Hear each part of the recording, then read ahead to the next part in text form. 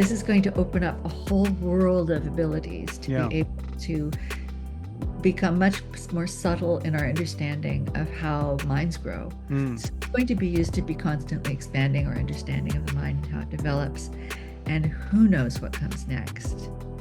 Hi, everyone. Welcome back to the Metamodern Meaning podcast. Today, I'm joined again by Dr. Theo Dawson. Dr. Dawson is executive director and founder of Lectica Inc., a nonprofit organization that develops and administers evidence-based diagnostic and formative developmental assessments for children and adults, offers research and assessment services to clients in the private and public sectors, and builds knowledge about learning and its role in the future of society. And what we're going to be talking about today relates to all of that, which is this really, really super exciting thing that is coming out of Lectica that's been the product of many years of research, MindLog, which is, well, we'll get into all of that in a second. But thank you, Dr. Dawson, for coming back on the podcast. Really appreciate it. Thank you for having me back. Yeah, of course. So how about this? How about let me have a go at trying to say what I think this product is offering, and then you let me know if there's anything that you'd correct, or feel free to obviously expand on this. But um, it seems like what you're offering here is a way of sort of utilizing this computerized scoring assessment that's based on the Lectical scale, which again we talked about last time, to offer a means of scoring responses, long reflective, or in some cases short reflective pieces that people can basically upload into the Lectica system, and get kind of real time feedback on their development, and by means of having Lectica score these reflections on the Lectical scale and then being able to track that over time. And this, in a sense, being offered for a broad demographic, in some cases for kind of specifically children in educational context, but also for adults who want to use this for their own purposes. Am I on the right track with basically framing it like that? Close. Yes, the idea is behind MindLog is that it's not just a journal, but it's a journal that allows you to watch yourself grow. Hmm. And it's not true that you're going to get scores in real time most of the time. Mhm. Sometimes you will. There's two kinds of MindLog for adults. One is a short reflection version, and one is an essay version. Hmm. If you do the essay version, you'll get scores in real time because your essays will be long enough to score. Mhm. If you use the short answer version, your entries will only be scored when we have enough material to score them. Yeah. So that would be less frequent. And it's the idea behind it is that not only will you benefit from being able to do your own reflections, possibly have a mentor or a colleague or a coach actually commenting, and then to have and then a place where you can actually set goals for what you'd like to achieve next or what you'd like to do to reach the next milestone in whatever growth it is that you're trying to support for yourself. So it's more than just entering information, it's also getting feedback, Mhm. possibly, and setting goals. Hmm. Well, and if you use it with the short answer version and you're coming in once a week and doing reflection and then going out and doing some practice, reflection practice, that's the way that you're going to probably benefit from the most growth Hmm. potential because growth works best when we're taking on small tidbits at a time and we're actually operating on whatever that knowledge is for a period of time before we go on to the next thing. Mhm. We emphasize that, short entry, small goals, small practices, come back, talk about what you experienced through those practices and through that Yeah. learning, and then keep that cycle going over time. That particular pattern of engagement fits that virtuous cycle model and keeps it as micro as you can possibly can in an environment like that. Yeah. It can also be used in more conventional ways. So, if a student, for example, in a graduate program or an undergraduate program would like to document their own growth during those programs, and to some extent to test whether or not those programs are actually growing minds, Hmm. um, then they could also use it for writing longer pieces. The only thing about MindLog, though, that makes it really different from anything else that you would do in an educational context is that MindLog stops working the moment that it's not just you Mm, writing with whatever knowledge you have within yourself at that moment in time. MindLog won't work if you use AI support, if you use grammar checkers that do fancy stuff, if you consult outside sources. MindLog won't work because all of those things are going to mess with your scores, hmm. and you won't be able to get a pattern of development out Yeah. of it.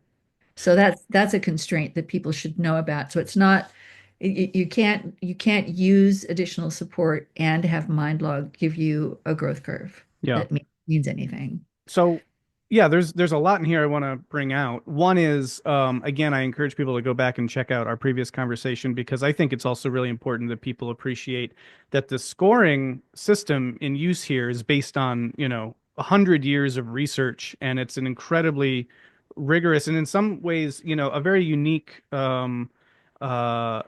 scoring system relative to what people I think are used to in other, kind of contexts, whether that's well, just other metrics that are out there.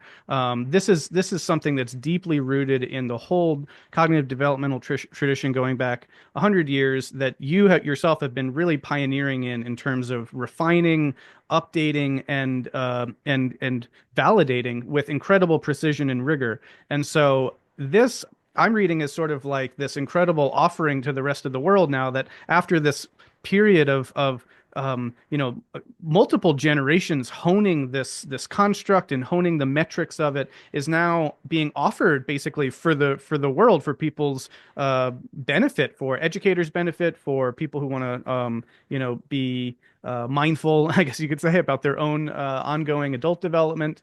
And I think that that's super important here to kind of underscore.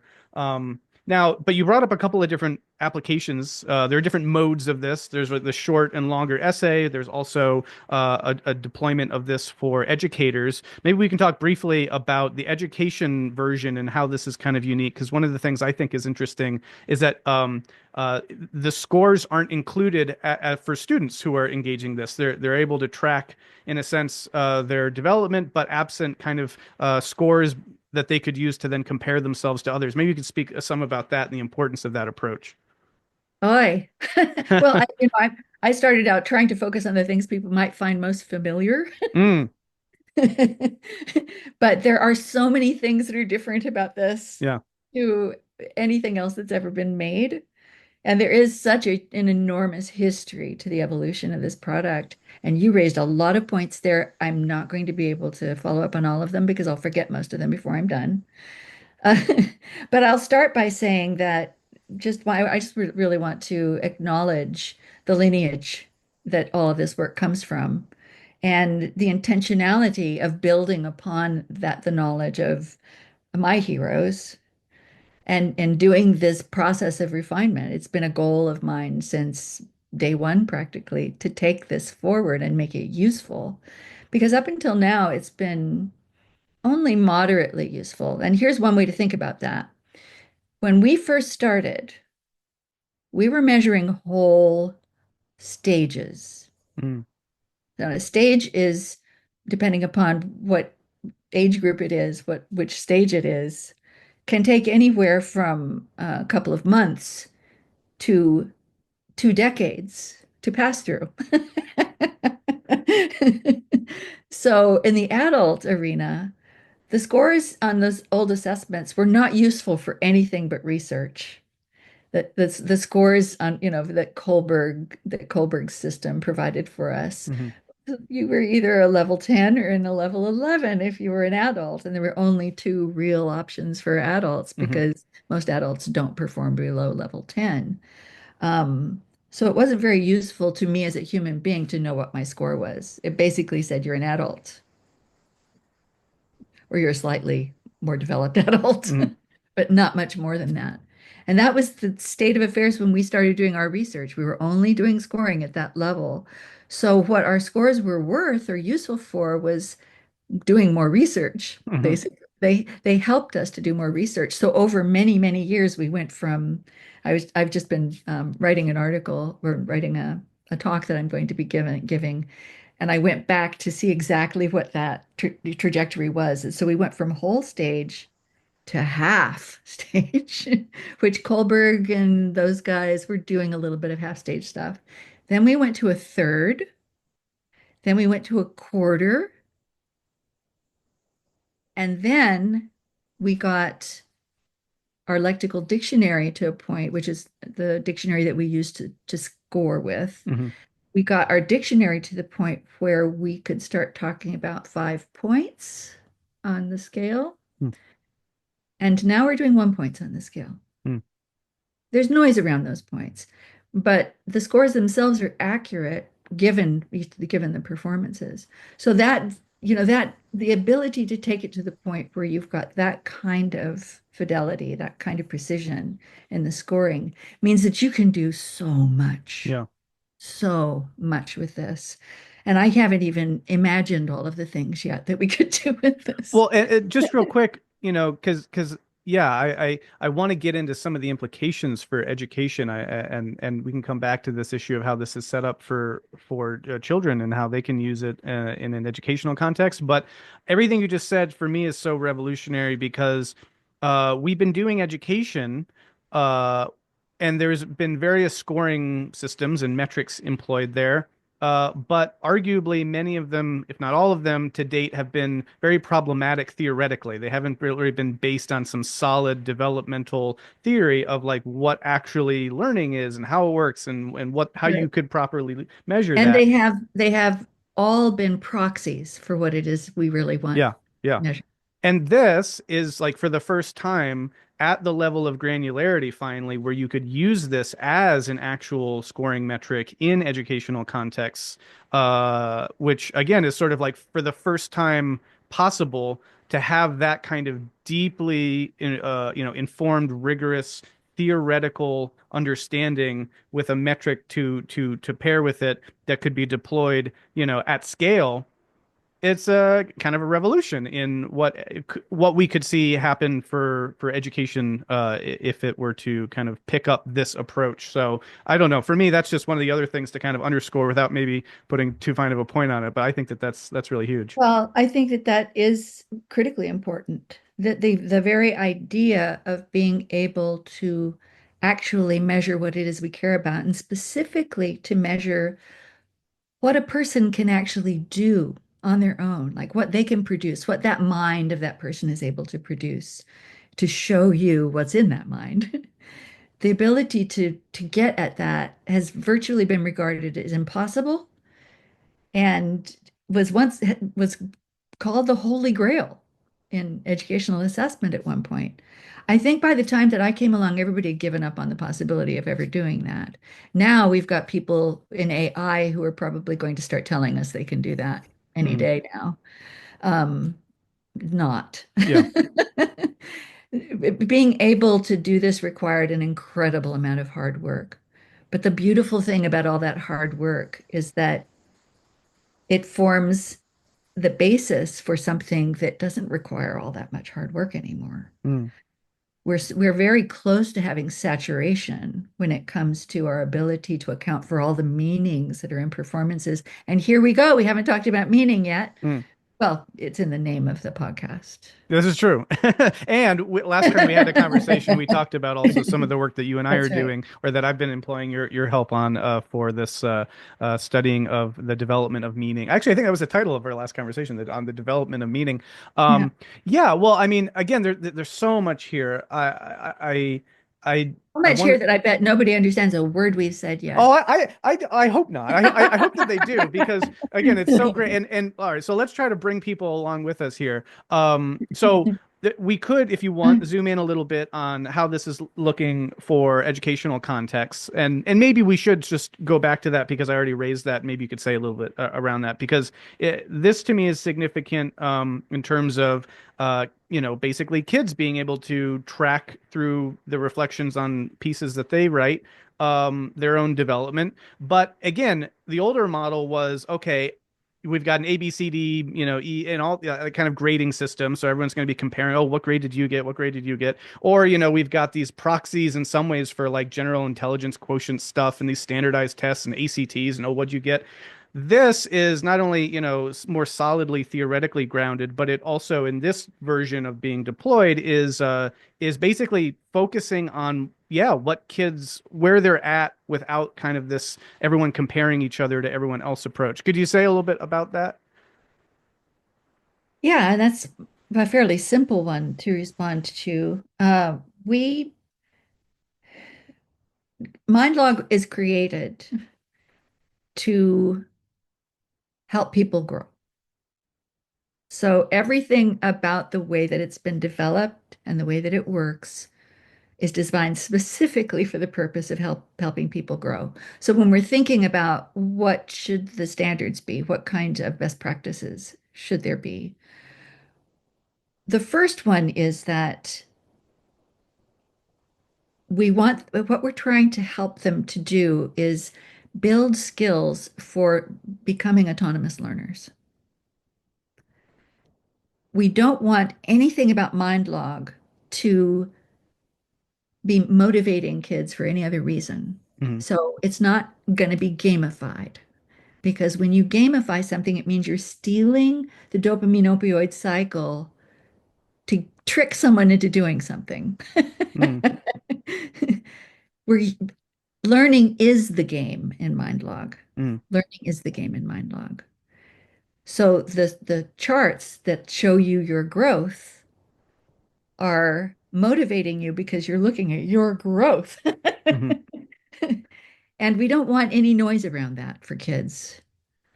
So why would we show them scores? Because that's really noise that's detracting from the learning is the game. mm, And we want children to actually all see themselves as growers equally, which means that when they see their growth chart, it has no numbers on it, and all the curves on the different students' growth charts essentially look like they're at hmm, the same angle in the graph. So if you can imagine a graph, and you can imagine with children, it looks like a line hmm, development most of the time until they get to a certain age. Um, they're seeing the Langle at this the growth curve at the same basic angle, going from the top on the right hand side down to the bottom on the hmm, left hand side. So you can't compare your growth rate to anybody else's, hmm, and you don't know what level you're at. So we're not going to give them any more information that informs them where they are in the class. They already get enough. I'm at the bottom of the class, or I'm in the hmm. middle of the class, or I'm at the top of Yeah, the class. They don't need that from us. We want them to see their growth and be hungry yeah. for the growth. But in this case, the educators are seeing the scores in the bigger But picture. we okay, so yes. So let me finish on, Oh, sorry. Yeah. um, because I want to talk first about like what this does for kids in a fairly thorough way. Hmm. 'Cause it's not just that. It's that the kids are being invited on at least a weekly basis to reflect on their learning in a way that makes them relate the learning to what they already know. And that's something that's not going on enough in most classrooms. It's not going on at all in many classrooms. If you're in the public school system in the inner city, you're getting a lot less of that than you'd be getting anywhere else. So all students are going to have that opportunity to be doing that kind of reflection and learning how to set little learning goals for themselves. So we're increasing their autonomy as learners by gradually, very slowly, without them having to learn any facts, develop their mind in such a way that they naturally will begin to just know in their gut what I need to do next if I want to learn more about this thing. So it's a long game that we're playing here. And even if the only thing that happens for that student is they do the reflections and the teachers don't get involved at all, there will be more growth than there would have been without it. So our idea is that we get it into every classroom.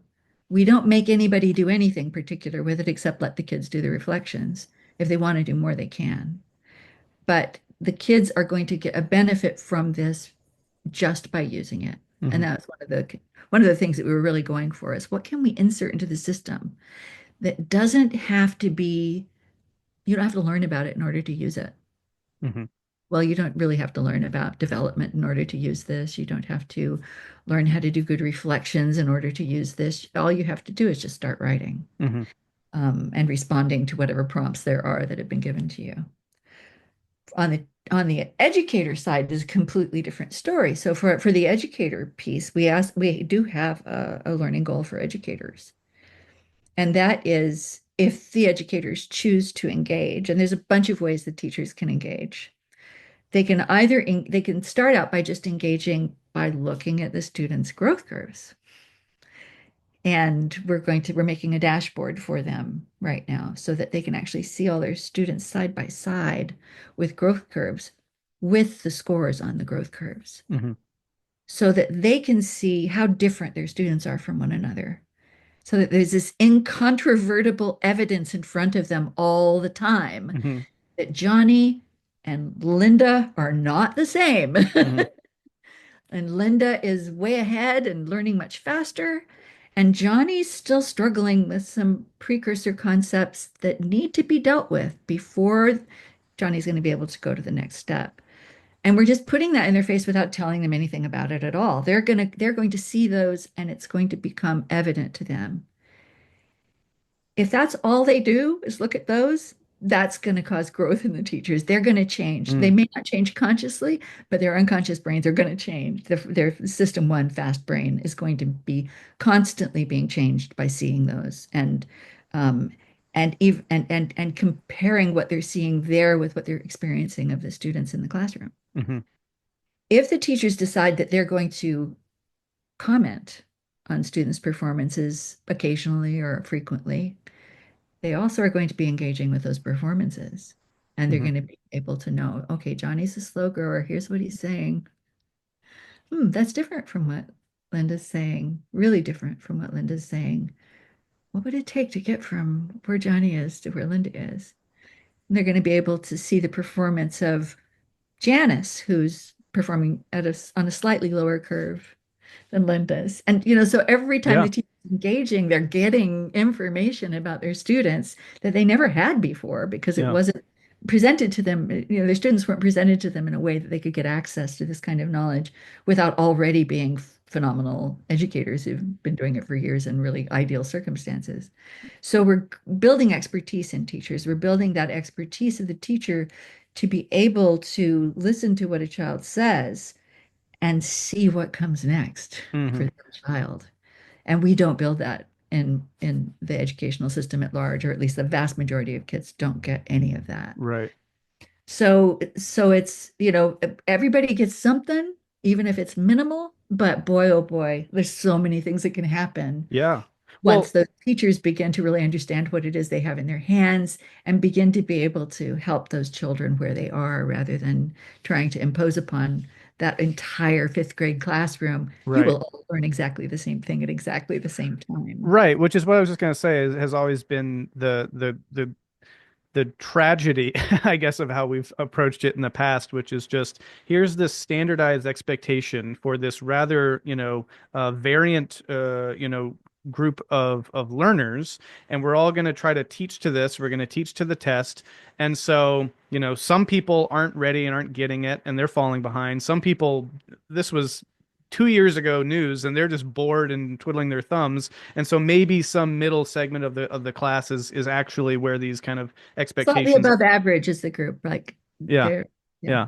Yeah. And this isn't in kind of just it's sort of like this doesn't really help the bulk of learners in these classrooms, and to have therefore a kind of universal scale, but also appreciate the different variances of kids in a given classroom and where they're at, and just allowing kids to continue growing on their growth curve rather than imposing this set of like, well, this is this core curriculum expectation, et cetera, et cetera. Like all of, which by the way just leaves kids behind, and then you just have to wind up pushing kids forward grade by grade where they never really learned it, but well, we can't hold them back. I mean, it just creates all these systemic and institutional problems. This is a way of being able to have a really positive intervention into that very broken Well, I system, mean, it I've been seems to me. arguing for, for the last 30 years that, well, not for, I haven't been arguing this particular point for the last 30 years, but it was obvious that the way that we had decided to do education here at the turn of the century was going to cause not just the things you've described, but an incredible amount of disaffection and mistrust of authority. Mm, hmm. Because those children who are constantly being told they're failures, what are they going to grow up like? Yeah. Especially if they don't have an opportunity, not even the slightest opportunity to take what they've got and make the best of it Hmm. by growing normally, growing optimally. And so what do we end up? The storming of the Capitol.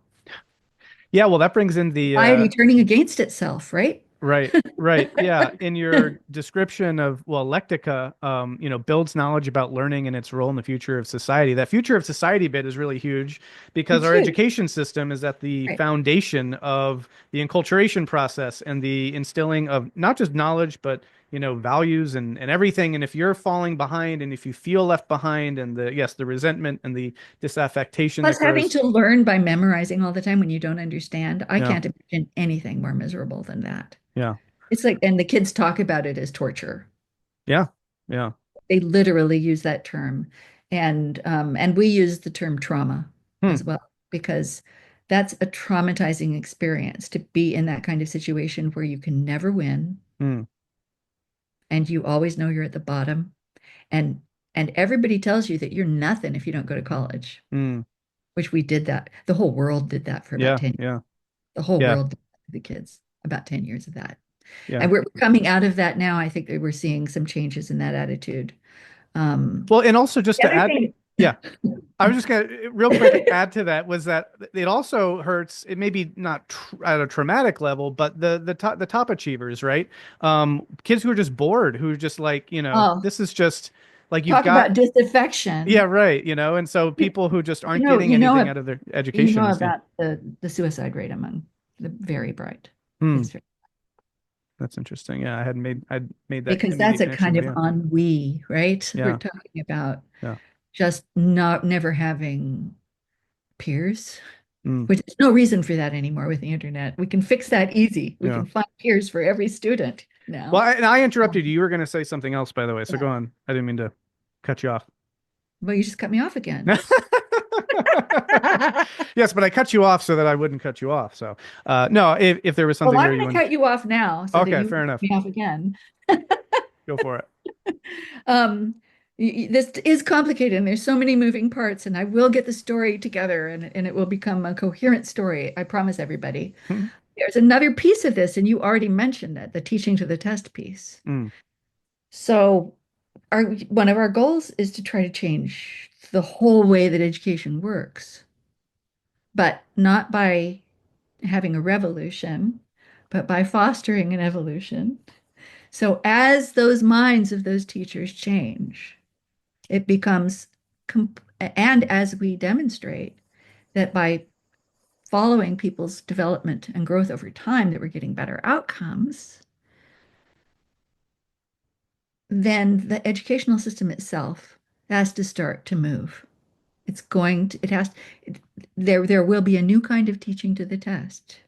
It will be teaching to the test that's measuring mental development, mm, and and we will be forced to make our new mission in education to optimize mental development for every child because you're constantly seeing over and over again the evidence that that's the only way yeah. that you can have the possibility of every human being developing in such a way that they are able to live a dignified life with some autonomy Mm, and judgment and ability to adapt. It's the mental agility to take on newness of both positive and negative kinds. Um, people talked about mindset being a problem, and then they went and they made the mindset cart. You could go around the school and everybody learned about mindset. mm, And teachers are like, I don't understand. The kids still have a fixed mindset. Well, duh. if the only way they can succeed is to get the correct answer, Mm, hmm. what are you doing to foster an open mindset? Every baby is born with an open mindset. We close those minds, Mm, actively shut those minds down. What happens in a world where we're not doing that, where we're just letting the minds open yeah. and we're allowing people to explore and grow and to go on different trajectories and all, no matter where they are in the genetic lottery, all of them to see themselves as growers who have a sense of earned competence because they've built up the skills to be able to do things and do them well, um, and see themselves as legitimate and important members of society. Yeah. And I think all of that's in there, Yeah. it's all of those goals are in there. And I think that the potential for the system itself to change itself can only be there when the possibility of seeing children in this way is real. Yeah. Well, now there are other aspects to MindLog and other implementation aspects that I'd like to discuss. But if there's anything more on the education, I mean, I know there's so much more on the education front that we could talk about. But specifically, before moving on, is there anything that MindLog for educators you'd like to throw in the mix? I mean, one thing I feel like I will say is worth just informing folks is like if you are an educator and you're watching this and you're like, oh my gosh, that sounds really good. How do I get this? What do I do? Maybe you could speak to some of that and anything else. Yeah, this is like really practical, right? Uh, there is on our website, there are pages for both MindLog for adults and MindLog for educators, and you can find them in the main menu on the Lectica page. Um, I think it's in the Institute menu or Hmm. it's pretty easy to navigate our site. It's not that Hmm. gigantic yet. Um, go to those pages. I would advise you to go to those pages and read a little bit more and Hmm. look at some of the pictures of what the charts look like and things like that. If you are an educator in a classroom, whether it's K-12 or for children and adolescents or for adults, we're very, very interested in working directly with educators over the next year to do some piloting and some experimentation in your classrooms. And so we invite you to read the MindLog pages and then go down to the bottom and fill in the form if you're interested in participating. Cool. We will probably not be launching MindLog as something that schools can actually get for another year because we do have some Hmm. classroom research and best practice. We have to figure out the best practices and things like Yeah. that. So we're really looking for educators who are interested in participating in that part. Yeah. Teachers who are frustrated researchers and Great. No, thanks. That's good. yeah, And then that's so what is coming out this year is MindLog for adults. So I wanted yes. to talk about that a little bit.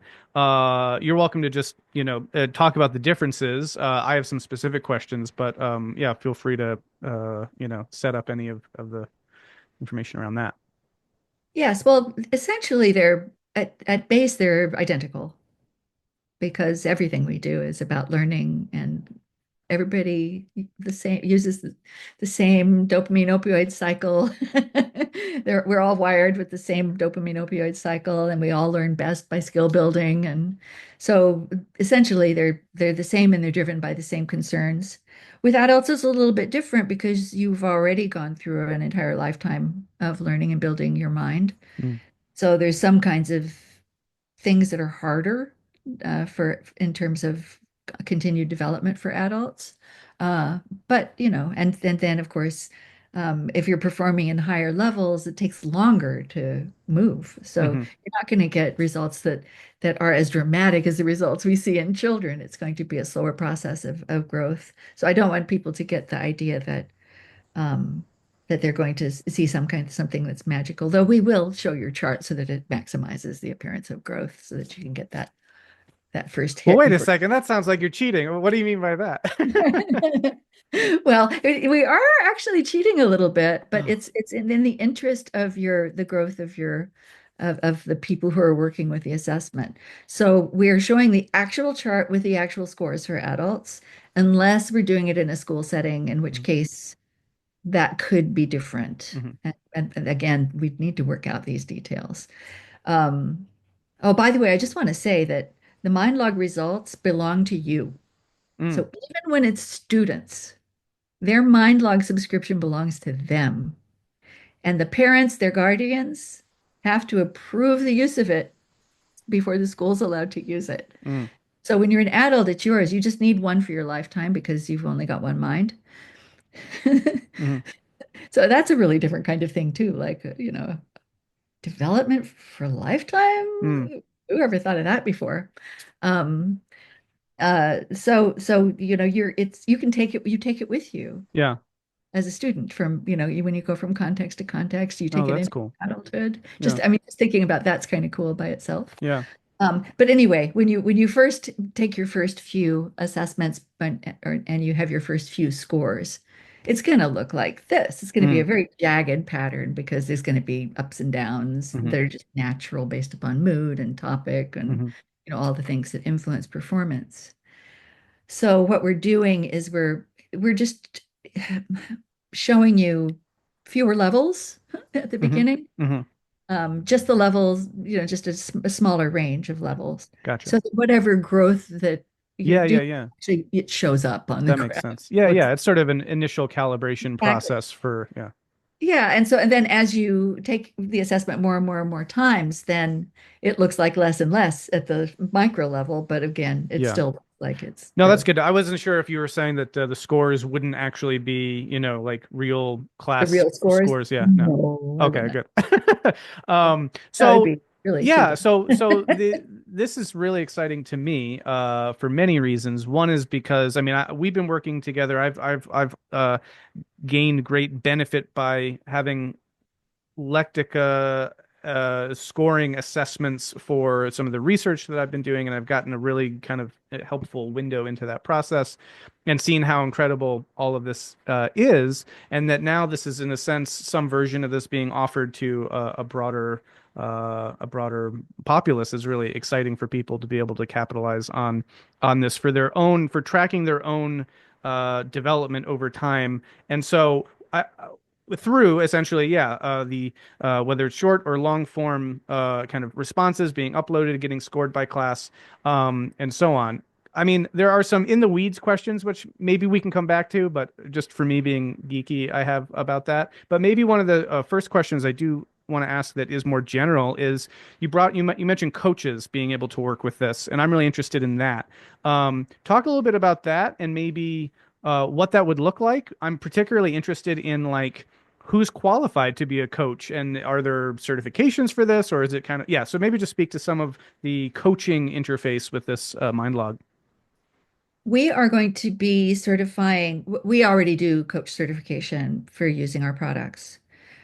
We are going to be upgrading the certifications of everyone who has already been certified to work with MindLog. And we are going to have a policy that says that um, only people who have got certifications with us can act as coaches with MindLog. Yeah. I mean, that's about as Okay. much control as we have over it. Yeah, yeah. Like, Well, can you say a little bit about yeah. because an individual, because they're a grown up, can have anybody coach them that they Yeah, want. right. Like it's Sure. up to them. So we can't control that. We're not going to be the police. We would only do that just because we feel like people would have a better experience if they had someone Right. with skills.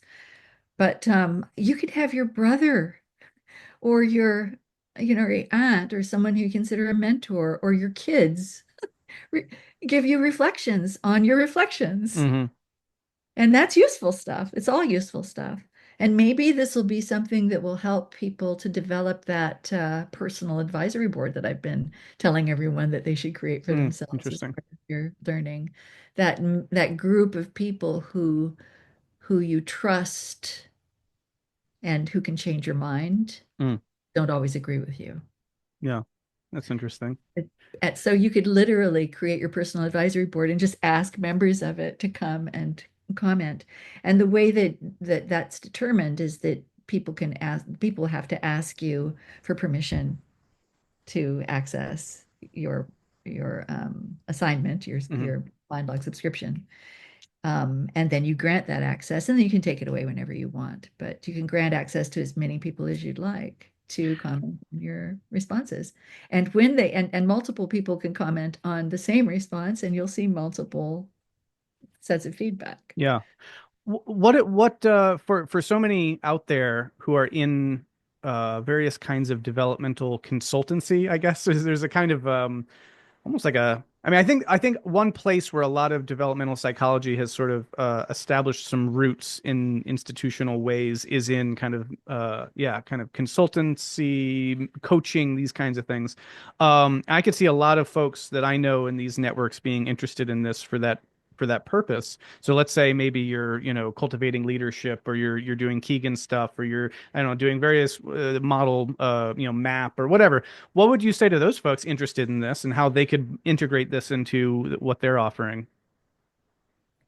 I would say that without training from us, they're in danger of invalidating results. That'd be Interesting. the Yeah. worst thing that can happen, Yeah. right? People who are really, really into vertical development and value it above all else are kind of dangerous here. No.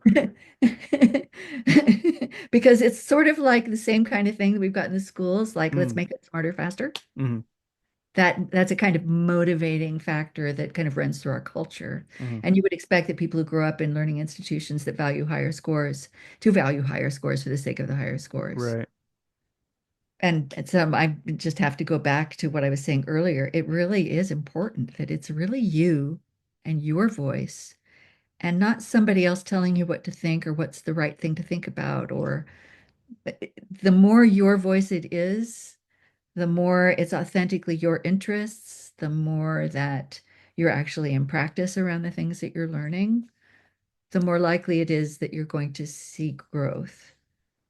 If you start to feel pressure that makes you kind of look it up a little bit before you write about it, Mm, I mean, anything that yeah. creates that kind of get a higher score pressure is likely to distort MindLog's ability to really capture your growth. Yeah. So I think that's going to be the hardest thing for people to learn is how to just be themselves and think that's okay. Yeah. Yeah. Um, I also know there's an interesting kind of tightrope to walk around this, because people who do discover developmental psychology and developmental theory, they get really interested, and then they start asking, oh gosh, where am I? Where am I in the model or in the stage and all this stuff? Um, it seems almost kind of inevitable that by releasing something out to the general public, there will be folks that will kind of be thinking, hey, how can I use this tool to kind of situate myself relative to this? I mean, there's a part of me that wants to say some version of that, if you kind of hold it loosely and you kind of know what it is that you're actually looking at and how this all relates, isn't that dangerous? But I don't know if you have any thoughts about people who might be using MindLog to kind of be like, where am I at? What's my range? And how do I interpret this in light of this theory and all that? I mean, I think we all have that kind of curiosity. In the world that I'm envisioning for the future, where children have had this all their lives, Mm, I see a society adapting to this new way of thinking about mm, growth and us coming to terms with like because right now inevitably a lower score most people think is an inferior score mm. by definition. But if you look at the big picture and what a society needs to be a good society, that is so bad and so wrong. Mm, What the world needs is good minds, good hearts, right? mm. People with hope, people with dignity, people, who are able to grow and learn and be competent in a changing world. But that does not mean that they have to be all higher scorers Yeah. on this metric. There's all kinds of competencies and expertise out there. And we're not all we're just different. People are different. They're drawn to different things, Yeah. and we naturally are drawn to different things. So if we value all of the possible work that people can do as a society, rather than saying you have to go to college or you're nothing, Hmm. um, then children growing up in that world are going to care less about where they are in the scores and way more about where they're going as a person themselves. Yeah. The people in our world right now who are interested in development are people who grew up in a system where higher scores Mm. totally mattered and they're part of their identity, right? Like Mm, it's so in an unhealthy way, like hmm they really are part of their identity. So I think that there's a risk of more people being wounded by the experience. hmm, And I take even wounding that happens as an undesirable consequence of an awful situation is still wounding. hmm, It's not like we can't say, oh, yes, but that's because they're blah.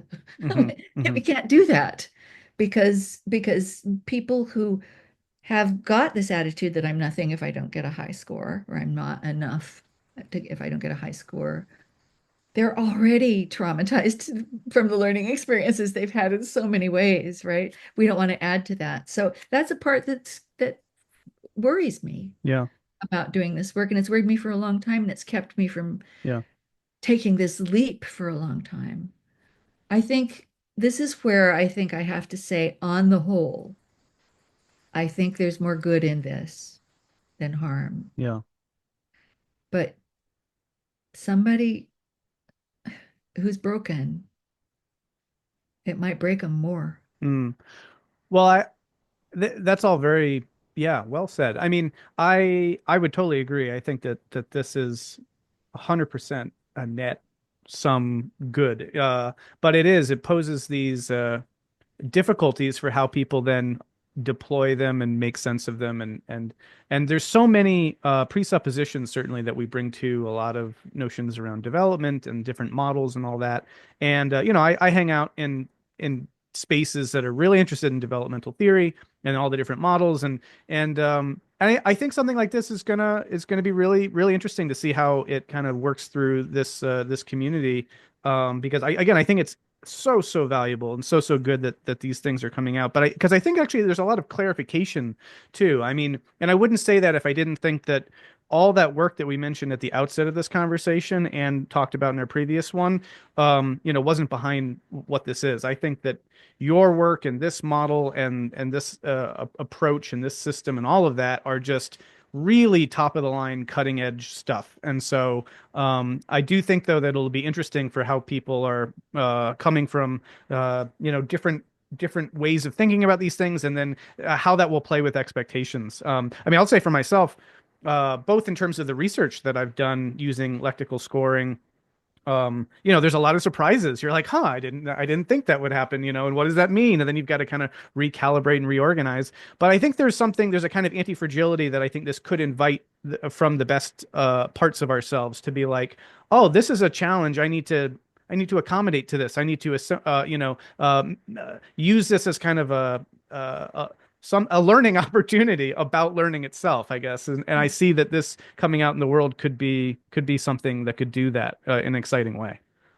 One of the things that we'll be including on the MindLog page is a link to the work that we've done on learning emotions, which has helped a lot of people Mm, who have had test anxiety around our assessments. It's helped them a lot to mm, understand better the emotions that they have around learning, and how powerful those emotions are. mm, I don't even think the idea of having emotion around learning was in people's minds at all. mm.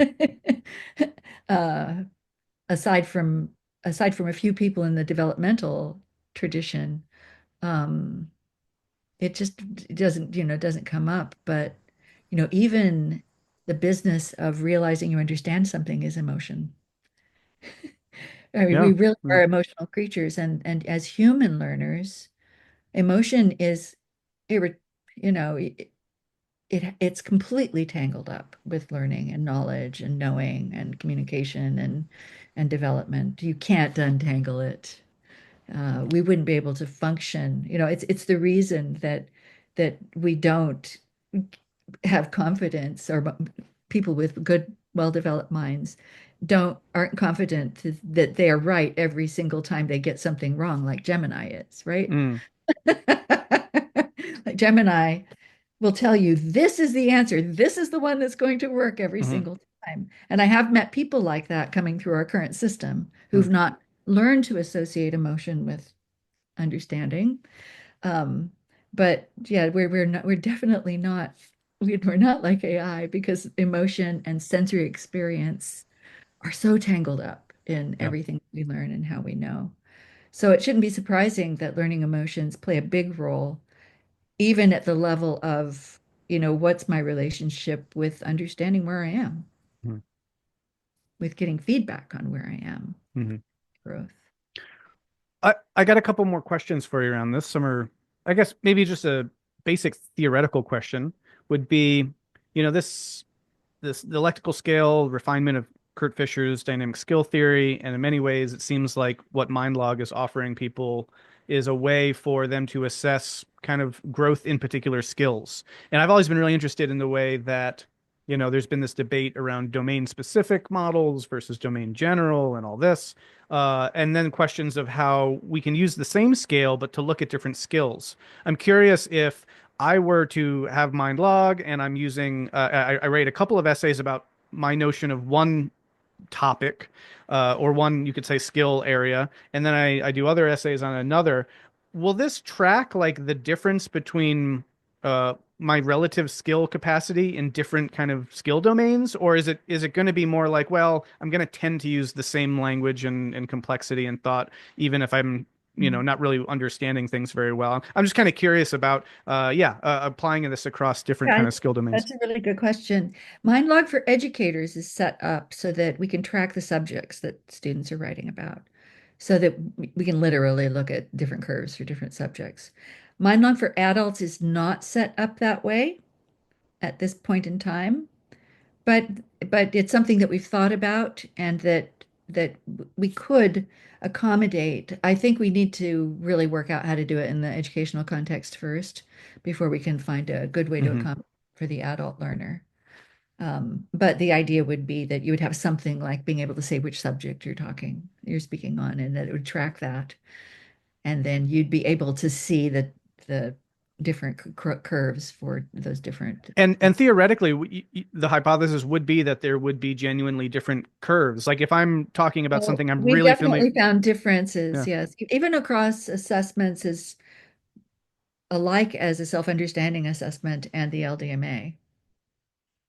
Hmm. There are differences. So yes, and of course, one of the objectives of creating a great mind is that you're a little polymathy, right? Hmm.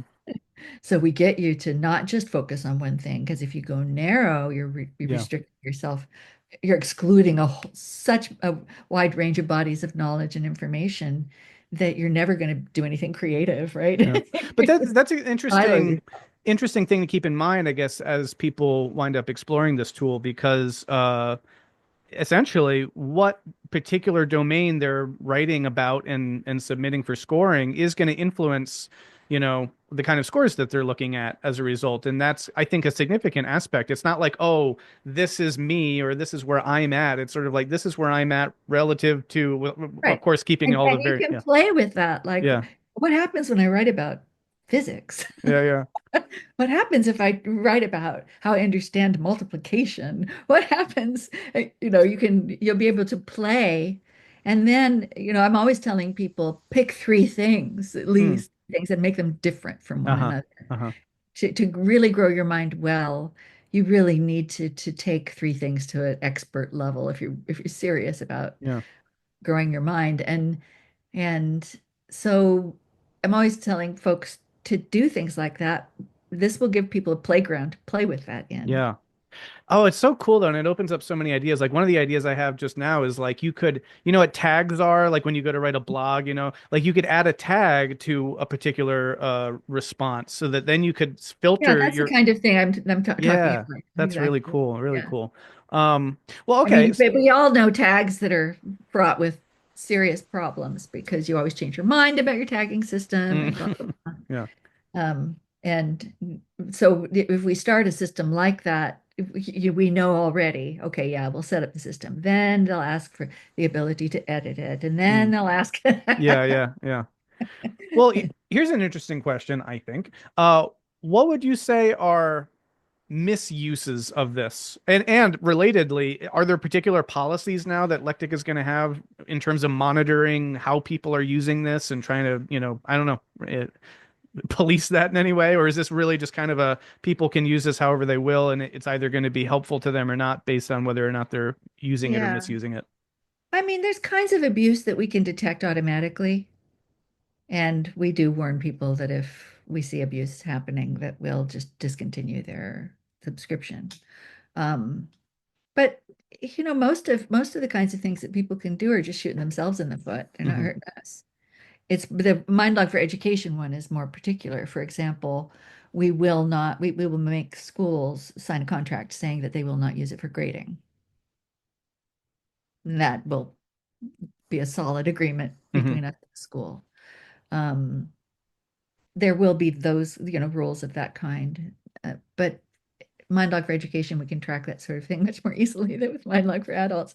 I feel like adults, it's really your own adventure. And I mean, you're going to see right away that if you choose to use outside sources or screw around, it has an impact. You'll see it. Yeah. And you decide, does that matter to you? Yeah. And if it matters to you, then I think most people are going to going to get steered toward just trusting it's okay just to be themselves. Yeah.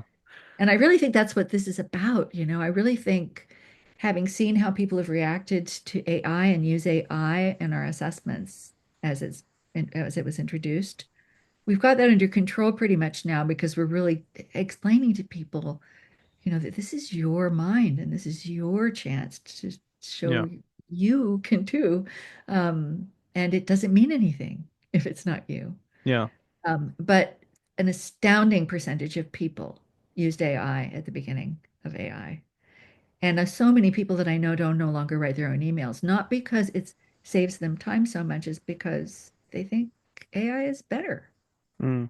Um, so this idea of having your own voice and having pride in your own voice is getting thrown out the window, Yeah. and they're trying to keep it alive to some extent Yeah. with these kinds of tools because I think having pride in your own voice is equivalent to having pride in yourself, Mm. like Yeah.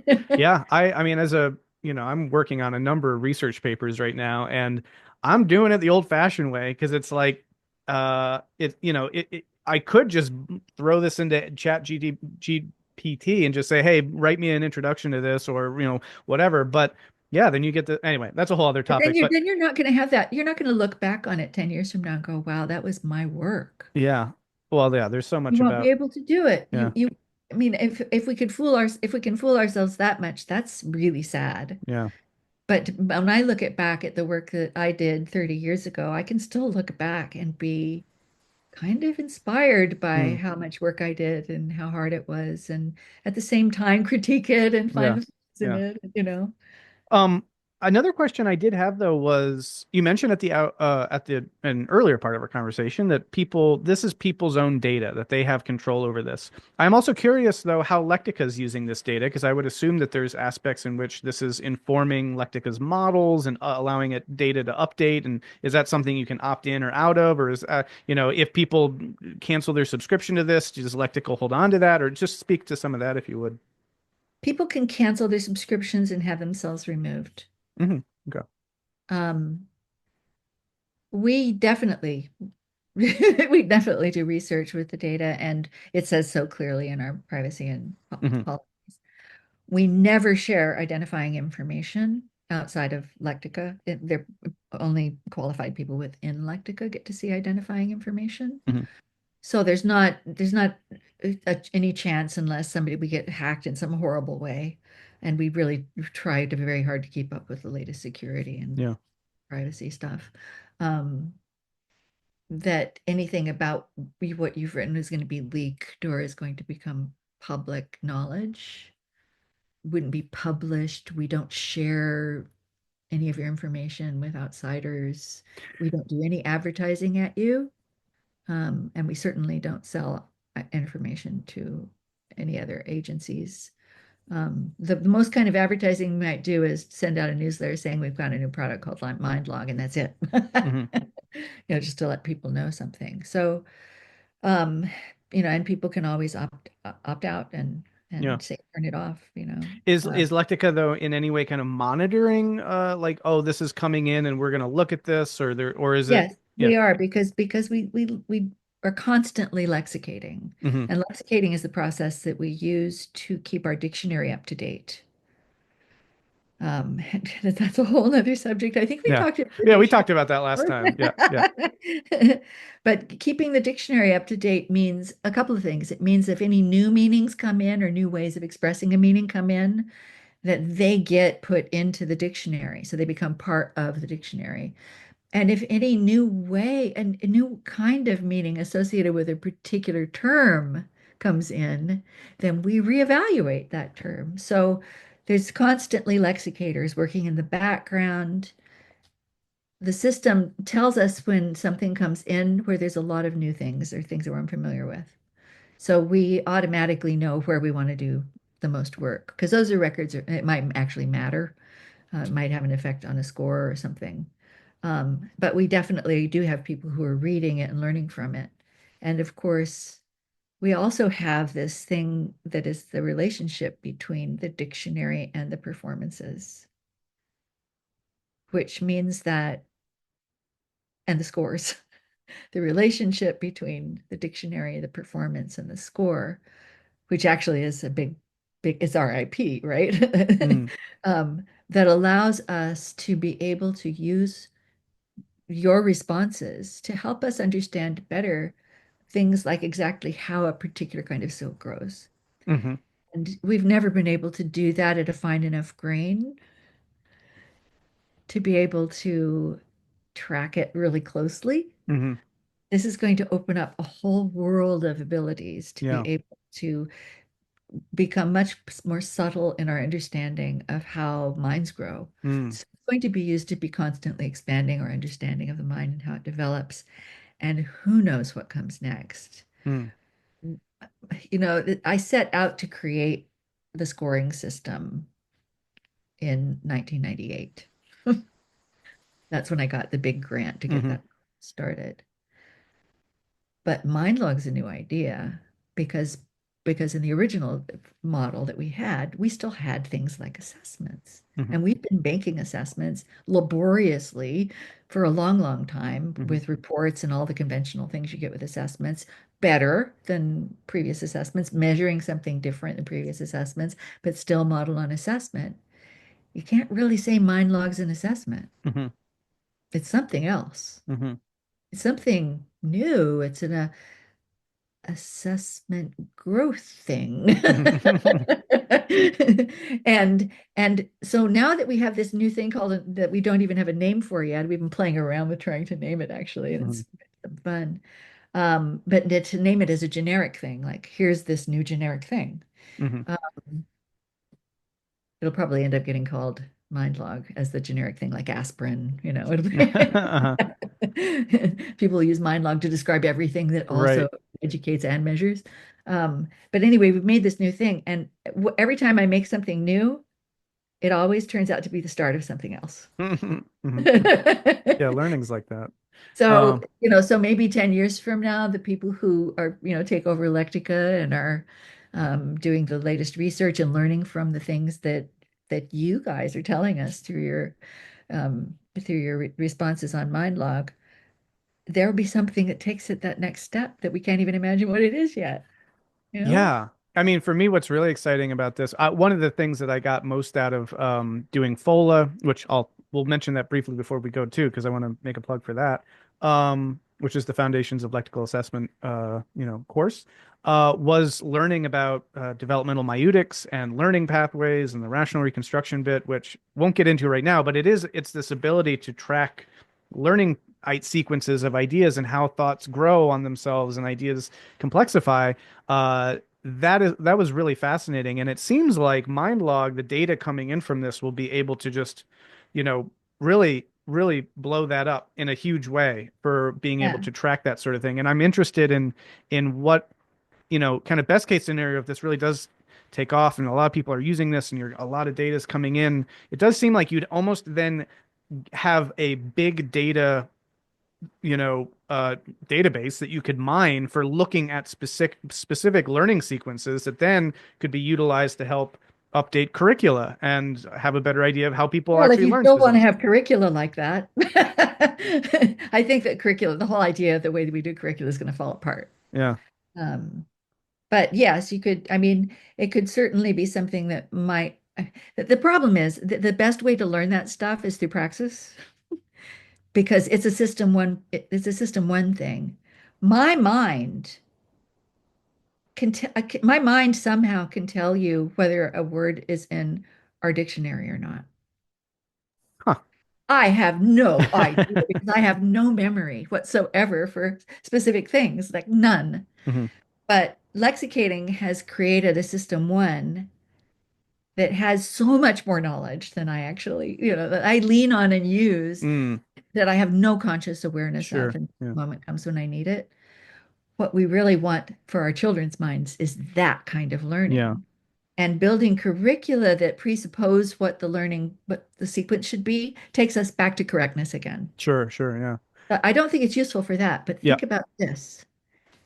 Right now, I would say that the brain sciences are kind of rediscovering what Piaget and the gang discovered through Mm, literally. Like, mm, they're not really telling us anything new except where in the mind these particular things happened.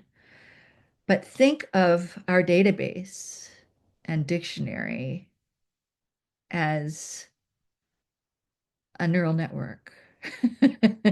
hmm. And then think about evolutions in brain science that make it possible to really look at the network. Hmm. That's And interesting. these two things might come together to be able to create a new way. Yeah. Like the data would actually map the connectome in some way or something like that. Is that, yeah. That gives me shivers up my spine. Yeah, Oh, that's and makes me awesome. excited at the same time. Yeah.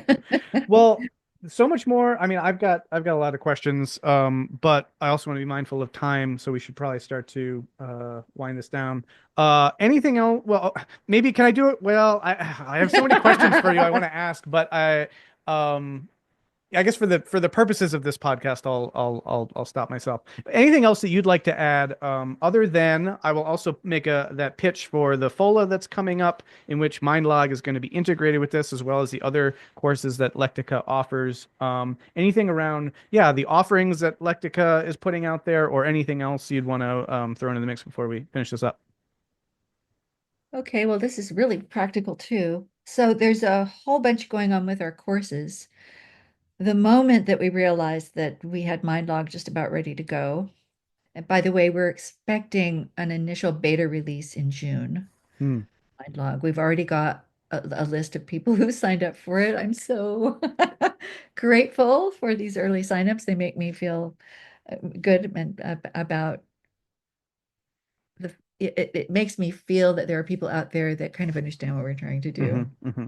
And I have to say that one of the biggest problems of my whole work life in this area has been being completely ignored, or being found completely unsuitable. Too far ahead of your time. So, like trying to get grant money for something that does both assessment and learning together, Hmm. there were no grants like that. Yeah. You couldn't get any money for that. Um, Doing lifespan, the adult development people don't want you because you're not doing adult development. The K-12 people don't want you because you're doing adult development. Hmm. And you're making things that are outside of people's awareness because they're different, and Yeah. so you just basically you're invisible, and we've played on that invisibility for years to give us the time that we needed Hmm. to do the work and do the research. Now I want it to end. Awesome. This is the time to be noticed. This is the time to get out there and Yeah. get it in the schools and get Yeah. it into people's minds and really start to push, for those of you who are out there who get this, to really start talking about it with other people, Yeah. how much school could change, getting parents interested in what this could do for them, even though there's an assessment built in, even though there's a measurement there that parents often don't want to have, but it's not an assessment in the old sense. It's Yeah. a way of watching your child grow. Yeah. And, just really, I, I'd really encourage people who get this to just put their feet on the ground and get going and start talking about it. It's time. Yeah.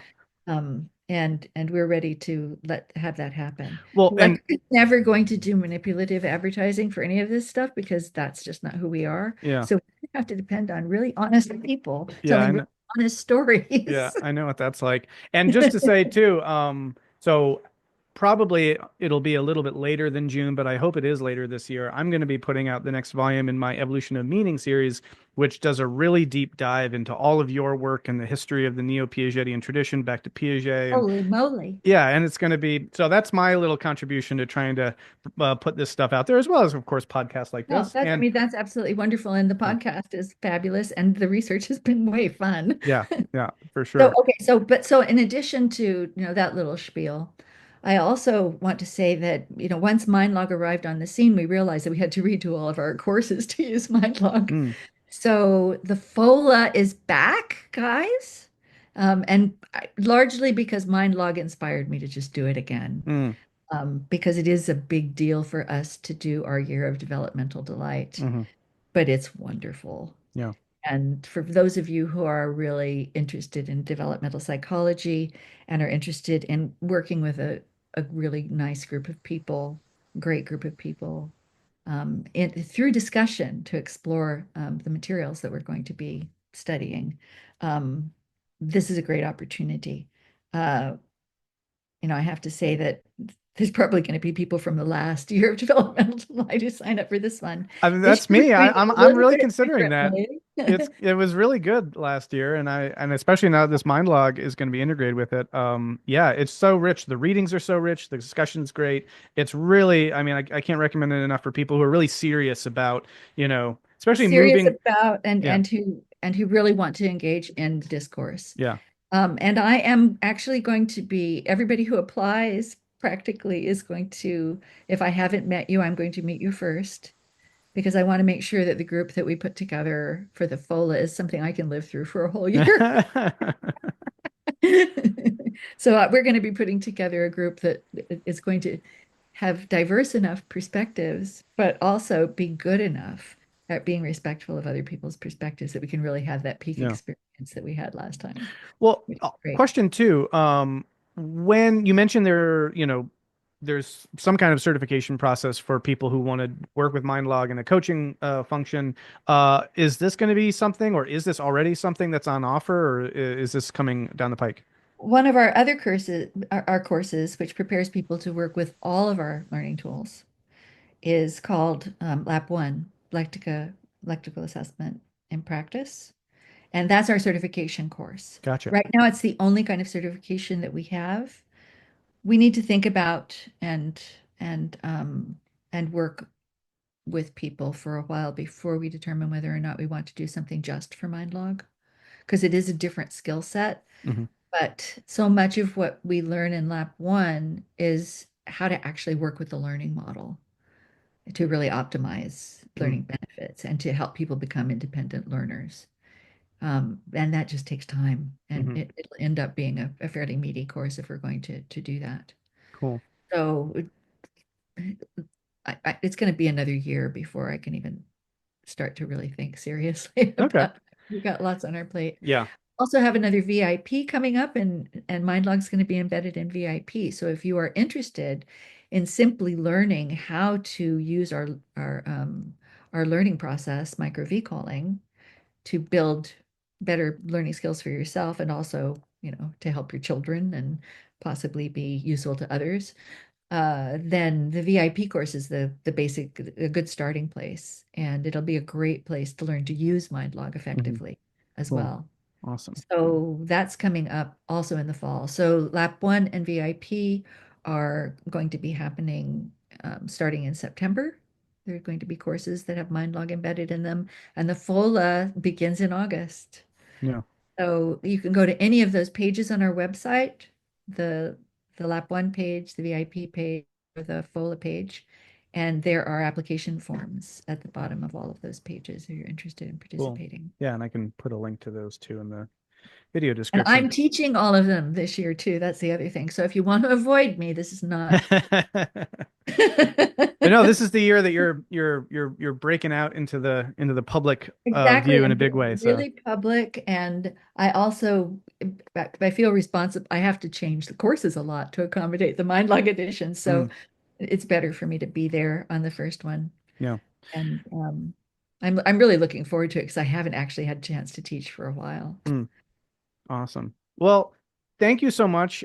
This is exciting. Again, I mean, like I've been, especially since I took the FOLA, really, really, really come to appreciate the importance that of what Lectica is doing, what you have done and are doing, and so thank you for that.